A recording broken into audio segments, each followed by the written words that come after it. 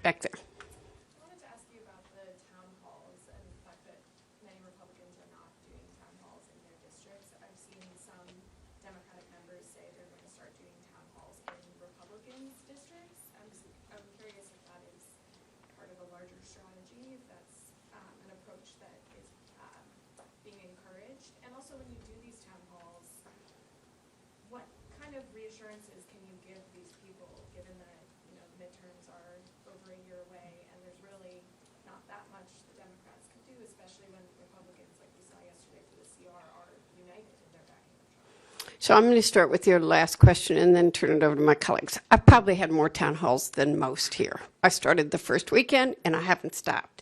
Note to self, don't ever do 2 back-to-back. So I had one with 11,000 people from 5:30 to 6:30 and left, and did one for 3 hours with more than 1,000 people, 2 overflow rooms. And people were intense, and they had a lot of questions, but they respected me. And I did it with my state legislators, and we answered questions. I'm accessible. I did one with Indivisible and all the Indivisible groups the week before and several others. And I try to do 2 or 3 a weekend, to be perfectly frank. People want to see you. They want to know you're accessible. They want you to answer questions. And I don't make people false promises. When we're standing here and I can't tell you what it's like. Everybody's talked about it in a different way. It's the firemen from Detroit that came up to me and said, tell me my pension and Social Security are going to be okay. I can't make a promise, and I won't make a false promise. I went to my asthma doctor, and I said to him, I've told him all the story, before I ever got to the doctor, 25 different people stopped me, from doctors who were worried about their research grants. And normally, because I go to U of M, when you walk in, they were so scared. The nurse who took my blood pressure, sister, had been fired the night before. I said, from where? She said she was crying so hard she couldn't tell me. The mother who was wheeling her child in a wheelchair and said, what are you going to do to make sure I can bring my child back if anything happens? The seniors that were scared to death that stuff was going to, you got to be there. You got to answer their questions. You got to tell them to care, and you got to tell them to be engaged. And we're not running away from doing it. We're making ourselves accessible, and that is what we have to do. Any of you want to answer the first question? All right. You want to say?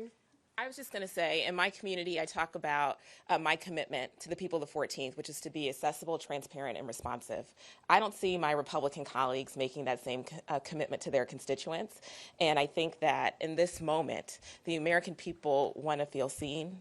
They want to feel heard. They want to understand what's going on. They hear a lot of words when they engage with the news, but they want to know how it impacts them. And I think as much as we can show up and talk to people, listen, give people an opportunity to share their stories, and allow that to inform the work that we do, then we will be successful. What are the upsides and downsides of doing town halls in Republican districts? I believe it's about listening to people. It's not about where. I get stopped all the time, and I stop and talk and listen. It's not about, going one place or another place, or, showing up and making a big fuss of it. It's making sure that people have an opportunity to be heard.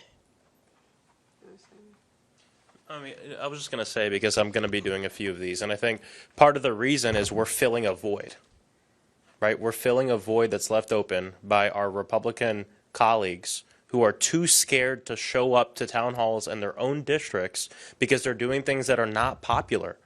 And it's not just Democrats showing up, it's Republicans showing up. I know you've all seen the videos. Republicans showing up, independents showing up, and now they're being told, stop doing it, it's too much of a political liability, and that's not fair to their constituents. So it's Democrats going above and beyond and saying, even though I don't represent your district, I know you want to talk with a member of Congress, not just send a form online, not leave a voicemail. All that's really important, but you want to see someone face to face.